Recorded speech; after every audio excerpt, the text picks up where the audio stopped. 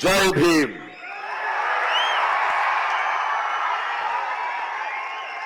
எப்படி இருக்கீங்க செல்லம்? எல்லோருக்கும் வணக்கம். ஐ லவ் யூ டு செல்லம்.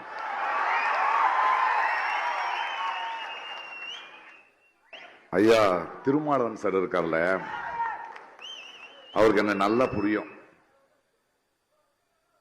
நான் பெங்களூர்ல ஓட்டு போடுறதுக்காக போயிருந்தேன். இந்த அரசியல், இந்த எலெக்ஷன் பல இடங்களில் பேசிக்கிட்டு இருந்தேன். போன் அடிச்சாரு. எங்க இருக்கீங்க? பெங்களூர்ல இருக்கு, நான் பார்க்கணும்னு சொன்னாரு. நீங்க ஏன் வரீங்க? நான் வரேன், நான் பார்க்கறேன். இல்ல இல்ல பார்த்துதான் ஆகணும்னாரு. சந்திச்சோம். ஒரு மார்னிங் பிரேக்ஃபாஸ்ட், அது இது இது எதை பேசுறாரு. கடைசியில் ஒரு வார்த்தைக்கு வருவாரு, நீங்க எந்த கட்சி மேடையும் உங்களை பார்க்க முடியாது. ஆமா சார், எனக்கு கட்சி மேடெல்லாம் நிக்க முடியாது, நான் எந்த கட்சிக்கும் சார்ந்தவன் இல்லை, எனக்கு பிடிக்காது அது. ஐயா அவருக்கு கேட்ட மாதிரி, ஆனா உங்களோட ஒரு சின்ன அனுமதி எனக்கு கொடுக்கணும். என்ன அது? இல்லை, ஒரு விருது கொடுக்குறோம், அது எங்க கட்சி மூலமா கொடுக்கணும் அப்படின்னாரு. நான் அவருக்கு சொன்னேன், நான் போராடுற கொள்கைக்காக போராடுற நீங்களோ உங்க கட்சியோ என்னுடைய தோழர்கள், நான் வர்றேன் அப்படி. இன்னைக்கு இங்க முன்னாடி இருக்கேன். இங்க விருது வாங்கிய பல பேர், இல்லையா திருமாவளவன் அவர்கள் போல அவ்வளவு பெரிய நீண்ட கால பயணம் இல்லை எனக்கு அரசியல்ல, கொள்கை போராட்டத்தில். ஆனாலும் நான் ஏன் பேசுகிறேன் அப்படின்னு பலர் கேட்கிறாங்க. அவங்களுக்கு ஒரே ஒரு பதில் சொல்லுவேன் நானு. பாருங்க, உடம்புக்கு ஒரு காயமானால்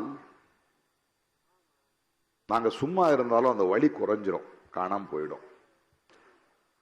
ஆனா ஒரு சமுதாயத்துக்கு, ஒரு நாட்டுக்கு காயமானால் நாம் பேசாம இருந்தா அதிகமாகும். நான் ஒரு கலைஞன் தான், ஆனா என்னோட திறமையால நான் கலைஞன் ஆகவில்லை. என்னை விட திறமைசாலிகள் அதிகமா இருக்காங்க. அன்னைக்கு இன்னைக்கு ஒரு மேடையில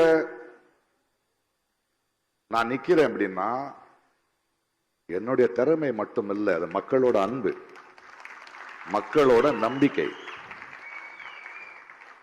ஆக ஒரு மேடியேத்திய மக்களுக்கு, ஒரு சமுதாயத்துக்கு ஒரு பிரச்சனையா இருக்கும் போது, ஒரு கலைஞன் கோழையாயிட்டா ஒரு சமுதாயம் கோழையாயிடும். நான் செஞ்சிட்டு இருக்கிறது பெரிய வேலை இல்லை, அது என்னுடைய கடமை, அது என்னுடைய மனசாட்சி. ஏனென்றால் வாழ்க்கையை ஒரு கலைஞனா எனக்கு புரியுது. அந்த புரிதல் எனக்கு என்னோட திறமையில வந்ததில்லை. லங்கேஷ் போன்ற, மார்க்ஸ் போன்ற, அம்பேத்கர் போன்ற, காந்தி போன்ற, பாரதி போன்ற, இப்படி பலர்களோட சிந்தனையை படித்து அதை உள்வாங்கி, அதனாலதான் வந்தது எனக்கு இந்த புரிதல். அந்த புரிதல் இருக்கும்போது கண்ணுக்கு தெரியுது இல்ல என்ன நடக்குதுன்னு.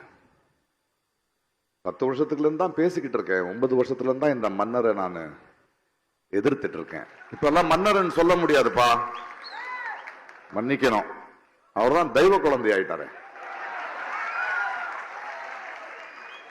அவரை இனிமே நம்ம தேர்ந்தெடுக்க முடியாது. அவர்தான் நாட்டுக்கு, அவரால் ஏதாவது துன்பம் ஏற்பட்டால் அவரை திட்ட முடியாது, மனுஷனாயா நீ என்ன முடியாது.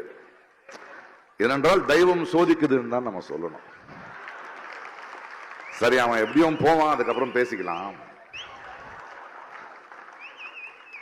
கௌரி லங்கேஷ் இங்க பேசிட்டு இருக்கிற மாதிரி, அவருடைய அப்பா லங்கேஷ் ஒருத்தர் இருந்தார். அவர் தான் என்னுடைய ஆசான். அவர் ஒரு பத்திரிகையை நடத்திட்டு இருந்தார். ஒரு மாபெரும் சிந்தனையாளர், எழுத்தாளர். அவர் தான் எங்களை சிதைக்கினார். அவருடைய கோபம் தான் இன்னும் எங்களுக்கு இருக்கு. அதாவது அந்த காலத்திலேயே ஒரு பத்திரிகை ஆரம்பிக்கும் போது, அதை நடத்தும் போது விளம்பரம் வாங்காம பத்திரிகை நடத்துவார். பத்திரிகையை வாங்குற மக்களுக்கு அவர் எழுதுவார், இந்த பாரு இந்த கோல்கேட்டு சோப்பு விற்கிறவங்க கிட்ட எல்லாம் போய் நான் கெஞ்சிட்டு இருக்க முடியாது, ஒரு 2 காசு அதிகம் போட்டு வாங்குங்கப்பா. அந்த பத்திரிகை நடத்தும் போது அதுல பல மேடைகளை உருவாக்கினார். நிறைய இளைஞர்கள், கவிஞர்கள், கதாசிரியர்கள், இலக்கிய சிந்தனை இருக்கிறவர்கள், கொள்கைகளை பத்தி பேசுறவர்கள், இவர்கள் எல்லாருக்கும் ஒரு இடம் கொடுத்துட்டு இருந்தாரு.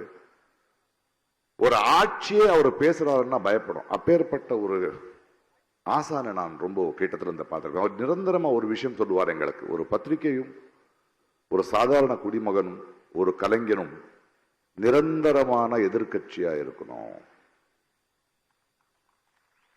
நிரந்தரமான எதிர்கட்சியா இருக்கிறது தான் அரசியல் எனக்கு சொல்லிக் கொடுத்தவர் அவர்தான் எனக்கு. உன்னுடைய நண்பனே ஆளும் கட்சியானால் அதிகாரத்துக்கு வந்தால் நீ அவனுக்கு எதிர்கட்சியா இருக்கணும்.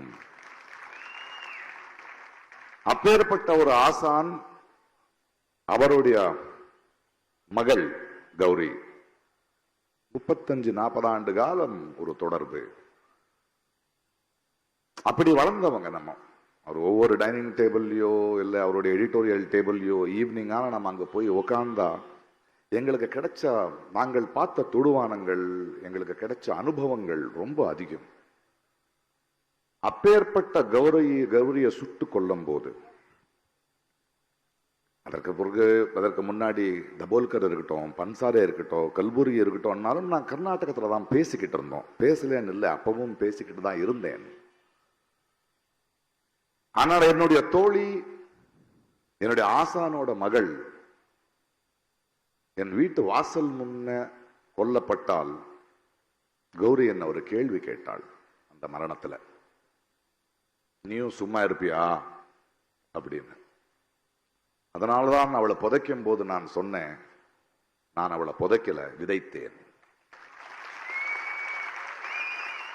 இந்த பாசிசம், இந்த சனாதனத்தோட டெரரிஸ்ட் ஒரு குரலை அடக்கினோன்னு நினைச்சா அதை விட வேகமான ஆழமான குரல் எந்திரிக்குங்கிற காரணத்தினாலதான் 8 வருஷமா நான் பேசிக்கிட்டு இருக்கேன். 4ஆம் தேதிக்கு அப்புறம் இந்த தெய்வ மகன் போனதுக்கு பிறகு நான் எனக்கு வேலை இருக்கியல்ல எனக்கு தெரியாது, இருக்கட்டும். ஆனால் இது ரொம்ப முக்கியம். அம்பேத்கர் சுடர் எனக்கு கொடுக்கறீங்க, நான் தலித் கிடையாது, ஆமா. ஆனால் அம்பேத்கர் இந்த கான்ஸ்டிடியூஷனை எழுதாம இருந்திருந்தால் இந்த நாடு எப்படி இருக்கும்னு யோசிக்கும் போது எனக்கு பயமா இருக்கு. ஏனென்றால் அவருடைய சிந்தனையும் அவர் நினைத்த இந்த கான்ஸ்டிடியூஷன் பசியால பிறந்ததில்லை, வழியால பிறந்ததில்லை, அவமானத்துக்கு பிறந்தது. இன்னைக்கு வேர்வை மனம்னு பேசிட்டு இருந்தாரு. ரீசெண்டா இந்த எலெக்ஷன் கேம்பெயின்ல நான் வாடிங்கிற ஒரு ஊருக்கு போயிருந்தேன் கர்நாடகால. அங்க ஒரு ரயில்வே ஸ்டேஷன் இருக்கு. அங்க பல வருடங்களுக்கு முன்னாடி அம்பேத்கர் இறங்கி இருந்தாரா. அதுக்கு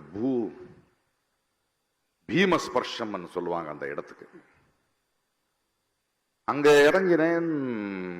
சில இலக்கியவாதிகள் நம்ம எல்லாம் சேர்ந்து ஒரு மேடை இருந்தது. அந்த மேடைக்கு போகும்போது ஒரு ஓப்பன் ஜீப்ல என்ன நிக்க வச்சுட்டு போயிட்டு இருந்தாங்க. எல்லாரும் உங்களை பார்க்கணும், அவங்களோட பேசணும், ஊர்வலமா போயிட்டு அந்த மேடைக்கு போகலாம்னு. ஒரு சின்ன ஒரு மார்க்கெட் இருக்கிற, நிறைய ஏழைகள் இருக்கிற, நிறைய கடைகள் இருக்கிற தெருவில் நான் போயிட்டு இருந்தேன். போயிட்டு இருக்கும்போது மக்கள் எல்லாம் அன்போட தொடணும், பேசணும், அவர் கையாவது கொடுங்க அப்படின்னு கேட்டிருந்தாங்க. என் பக்கத்தில் இருக்கிறவர், ஏயோ சார் வேணாம் சார், அவங்க ஏதோ பண்ணிடுவாங்க, வேண்டாம் இரு, என்ன பரவாயில்ல அப்படி. நான் போயிட்டு இருக்கும்போது, தொட்டுட்டு இருக்கும்போது அவன் எவரும் ஒருத்த கறிக்கடைக்காரன் அவன் வர்றான். அதோட மனம் எனக்கு வருது, வேர்வை எனக்கு வருது. அங்கே ஒரு பூ விற்கிற ஒரு தாய், பிரகாஷ் சார் அப்படின்னு கன்னடத்தில் பேசி கை கொடுக்குறாங்க. அந்த மென்மை எனக்கு தெரியுது, அந்த வேர்வை எனக்கு தெரியுது. யாரோ இரும்பு கடைக்காரன் பார்க்கறான், அதோடைய ரஃப்னஸ் எனக்கு தெரியுது. சின்ன சின்ன குழந்தைங்க ஜம்ப் பண்ணி சொல்லோன்னு கை கொடுக்குறாங்க, அந்த எண்டு தான் தெரியுது. அந்த மனத்துல, அந்த ஸ்பர்சத்துல எனக்கு அம்பேத்கர் தெரிஞ்சார்.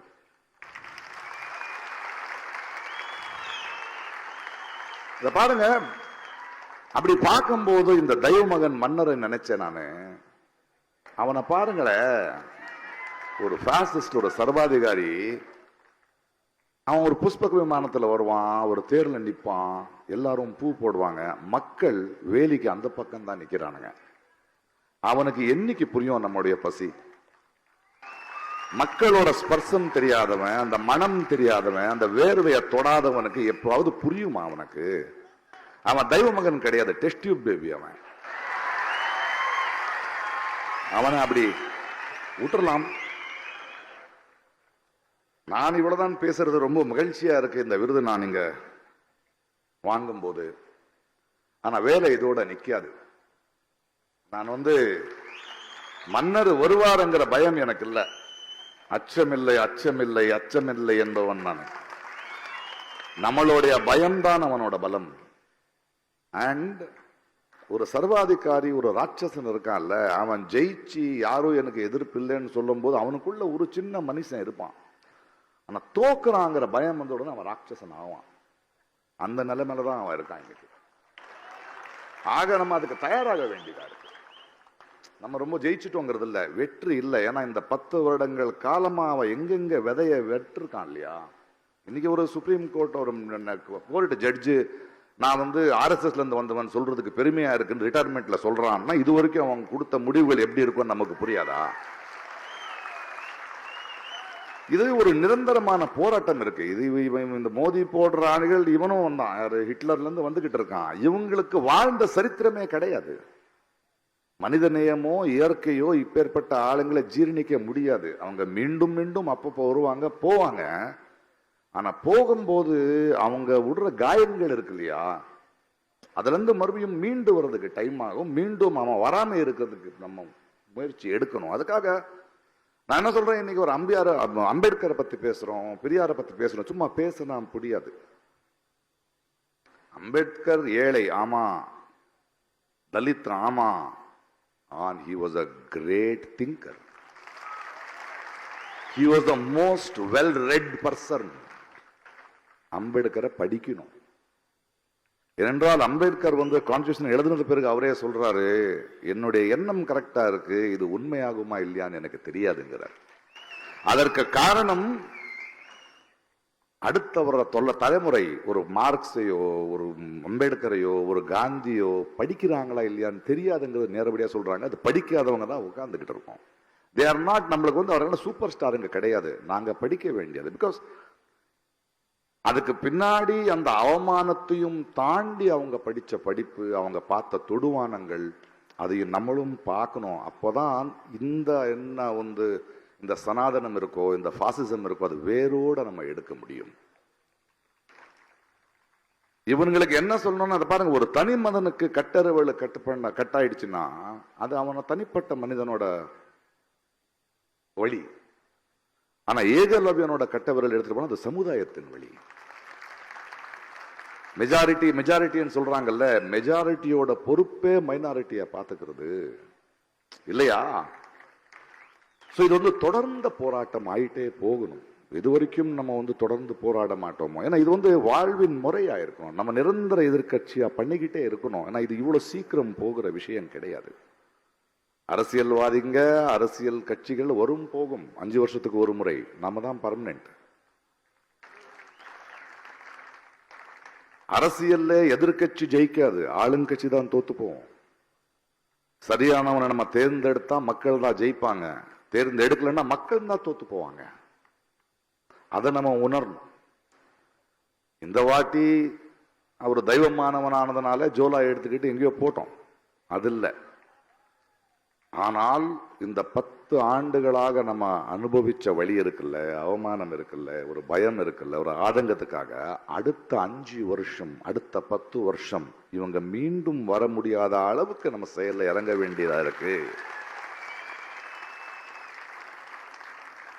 70 ஆண்டுகள் ஆயிடுச்சு, 70 ஆண்டுக்கு மேலே ஆயிடுச்சு நம்ம அம்பேத்கர் கான்ஸ்டிடியூஷன் எழுத. இன்னைக்கு கூட மக்கள் ஓட்டு போடும்போது ஒரு பிரதமரை தேர்ந்தெடுக்க ஓட்டு போடுறதுக்கு அவங்களுக்கு உரிமை இல்லைங்கிறதே தெரியாம உட்காந்துக்கிட்டு இருக்காங்க. ஒரு முதலமைச்சரை தேர்ந்தெடுக்கிற உரிமை இல்லை. நம்மளுடைய ஒரு பிரதிநிதி, எங்களுடைய குரலை பேசுறவன் பார்லிமெண்ட்டுக்கு போனோம். 530 பேர் தான் இருக்காங்க. இதுவரைக்கும் நம்ம தொகுதியில நமக்கு தெரிஞ்சவனாயவன், நம்மளுடைய வழி தெரியுமா, நம்மளுடைய மொழி தெரியுமா, நம்மளுடைய வேர்வே தெரியுமான்னு தெரிஞ்சவங்க நீங்க தேர்ந்தெடுக்கணும். அதை விட்டுட்டு ஒரு ஃபுட்பால் மேட்ச் பார்க்குற மாதிரி எடுத்துட்டோம்னா அப்படிதான் வச்சிருக்கானுங்க இவனை. அப்பதான் இவங்க பிழைக்க முடியும். ஆனா மக்களுக்குள்ள அடுத்த 5 வருஷமோ 10 ஆண்டுமோ நான் வாழ்க்கை முழுக்க அதுதான் பண்ண போறேன்.